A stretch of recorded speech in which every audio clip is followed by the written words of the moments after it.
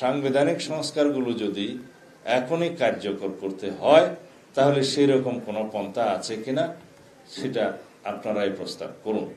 যদি সেই রকম কোনো আইনানুগ বৈধ পন্থা থাকে আমরা তার সাথে একমত হব।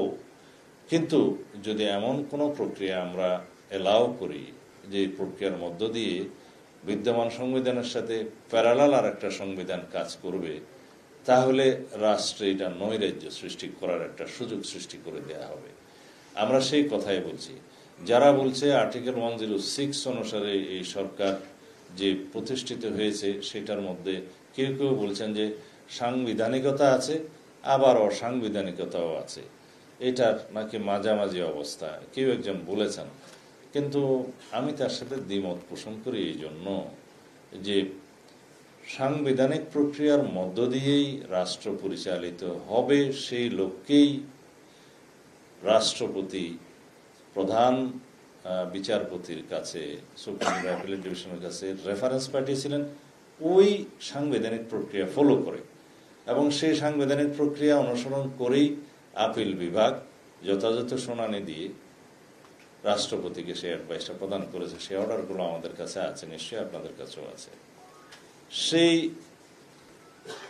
অ্যাডভাইস যে অ্যাডভাইজারি রুল অনুসারে সুপ্রিম কোর্ট দিয়েছে সেটা গ্রহণ করবেন কি করবেন না সেটা রাষ্ট্রপতির ইখতিয়ার। অনেকে বলেছেন একটা আলোচনা সবাই যে সেটার বাইন্ডিং কোনো বাধ্যবাধকতা নেই। হ্যাঁ, সেটা কার উপর নাই, সেটা রাষ্ট্রপতির উপর নাই।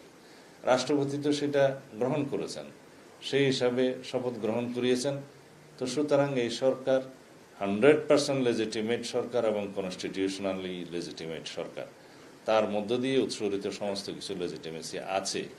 এখন যারা প্রশ্ন তুলছেন যে এটা সোনার অর লেটার চ্যালেঞ্জ হতে পারে, তা আমি সেটার জবাব দিয়েছি। সোনার অর লেটার যেটা চ্যালেঞ্জ হবে 106 এর অ্যাডভাইজারি রুল, সেটা কারা শুনবেন? সেটার জন্য ফোরামিতে হচ্ছে অ্যাপিলেট ডিভিশন।